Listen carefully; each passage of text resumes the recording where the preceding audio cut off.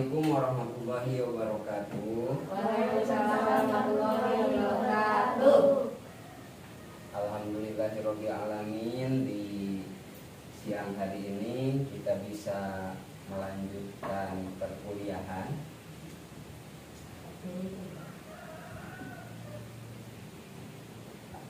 Tentunya pada siang hari ini kita melanjutkan untuk mata kuliah Manajemen Mutu Terpadu Pendidikan. Gimana kabarnya?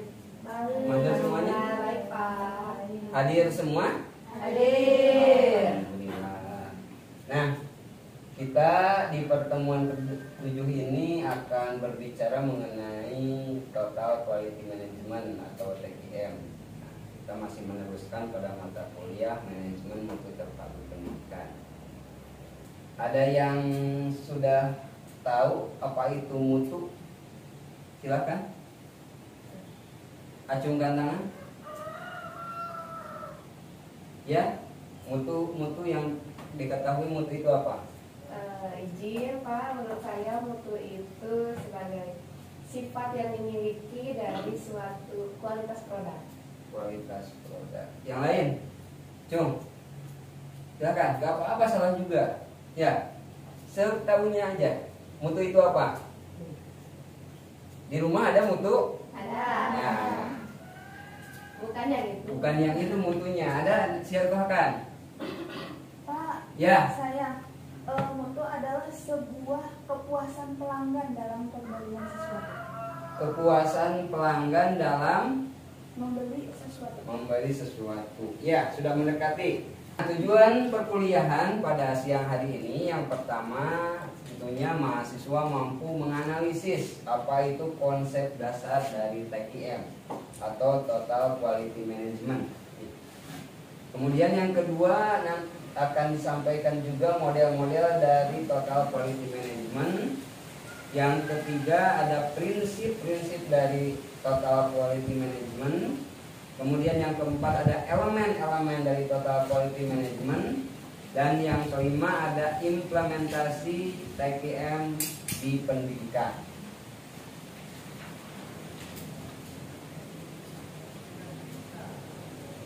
Nah, tadi sudah dibahas mengenai mutu ya. Mutu itu kalau misalkan secara bahasa ya mutu dan kualitas itu tentunya mirip lah. Tapi dalam hal pengaplikasiannya itu beda.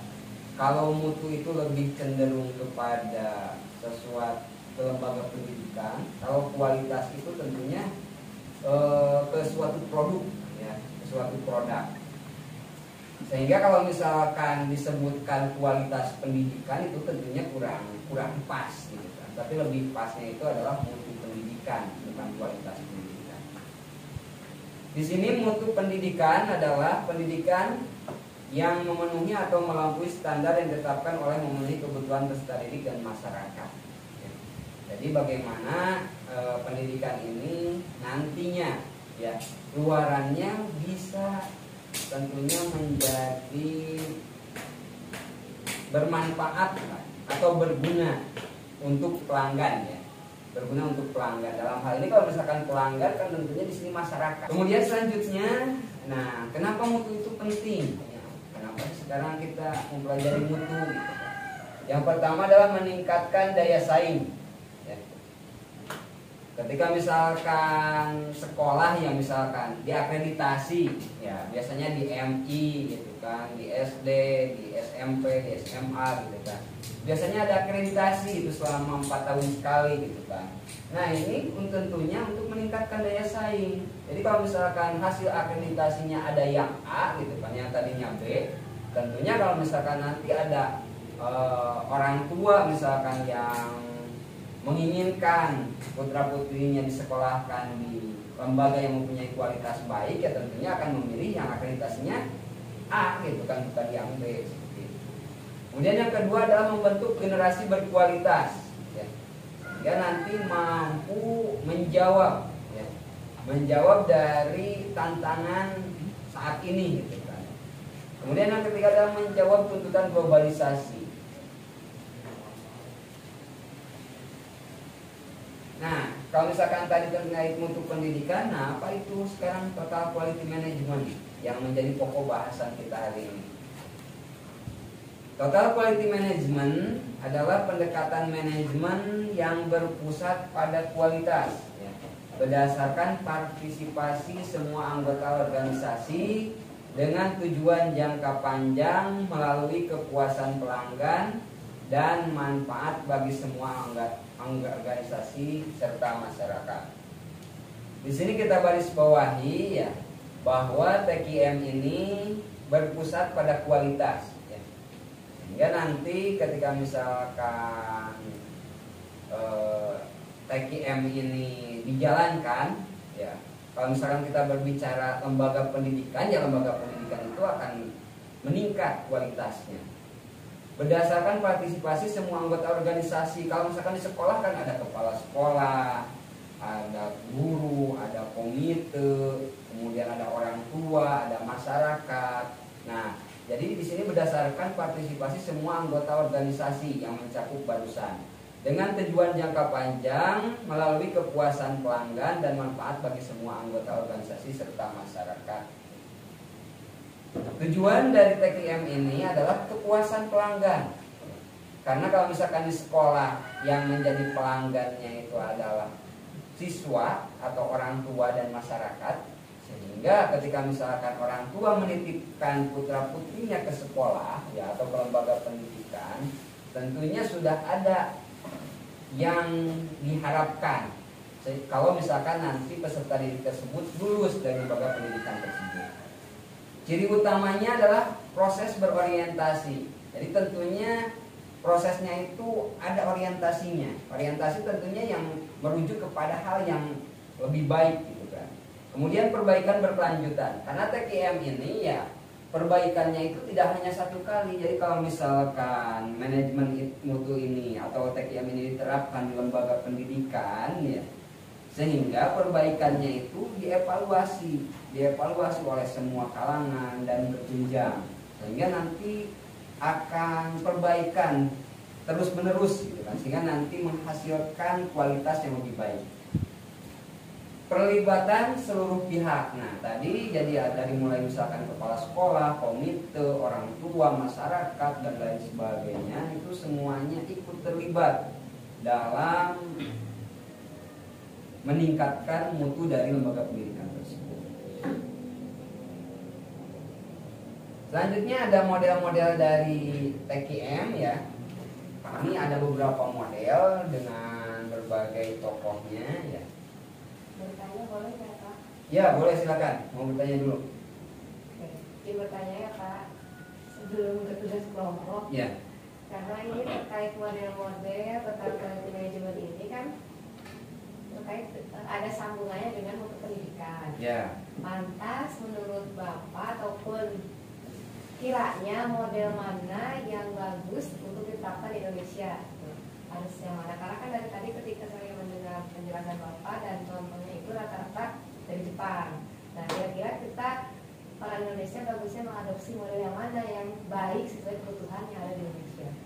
Kita ini saja, kalau misalkan model mana, kita maunya yang seperti apa?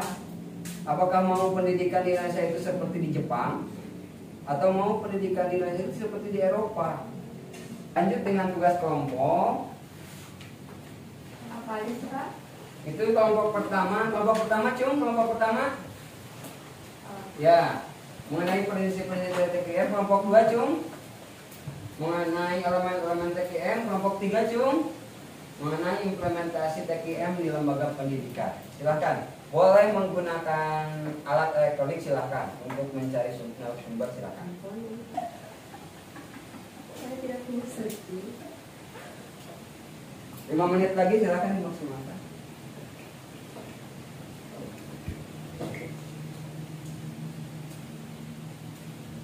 Sudah? Sudah Pak. Ada yang belum? Silakan, kelompok ini belum diselesaikan.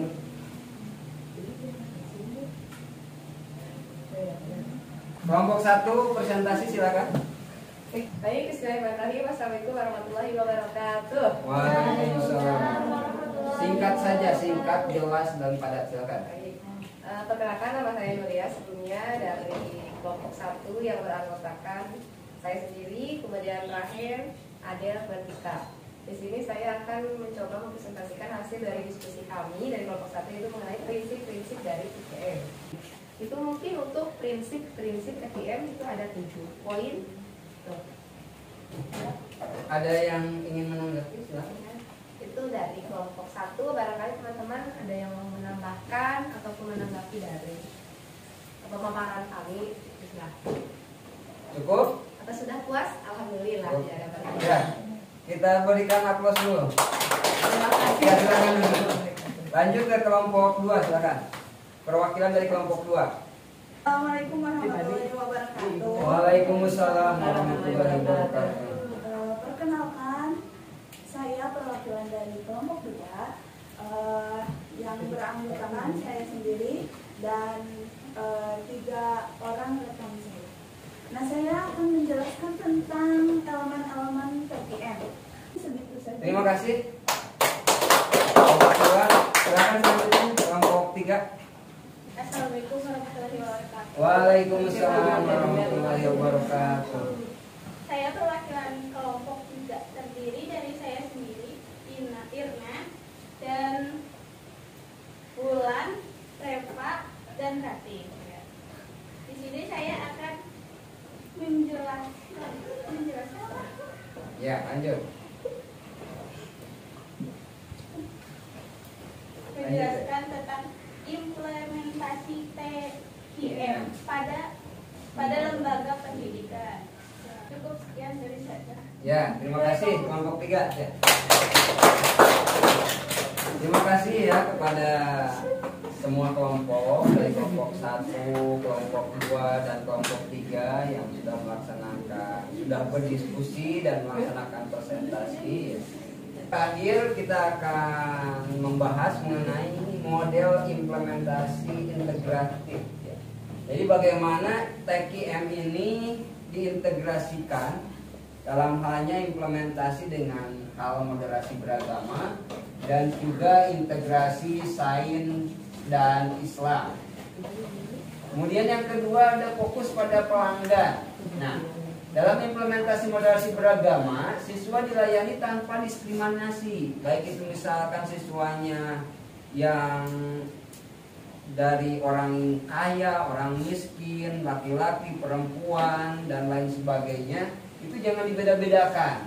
Kemudian dari integrasi sains dan Islam, materi disesuaikan dengan kebutuhan akal dan ruh.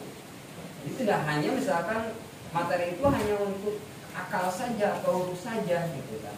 Jadi ini harus balance ya antara akal dan ruh. Kesimpulan dari perkuliahan hari ini yaitu bahwa Total Quality Management atau TQM ini merupakan strategi penting untuk mencapai pendidikan yang bermutu. Itu yang dapat kita sampaikan, kita diskusikan pada siang hari ini pada mata kuliah Manajemen Mutu Terpadu. Mudah-mudahan apa yang kita diskusikan hari ini tentunya menjadi bahan untuk atau menjadi bekal buat nanti kita berkiprah atau mengabdi di lembaga pendidikan.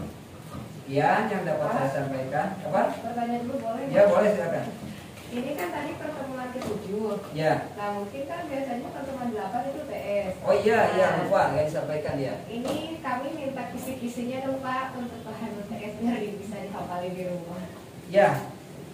Terkait dengan kisi-kisi dari UTS tentunya yang pertama itu materi yang sudah disampaikan harap dibuka kembali, dipahami dan dibaca sehingga nanti ketika UTS itu nanti tidak akan kesulitan. Seperti itu, cukup jelas? Ya. Terima kasih atas perhatiannya. Mohon maaf apabila ada yang kurang berkenan ketika selama pembelajaran hari ini. Assalamualaikum warahmatullahi wabarakatuh.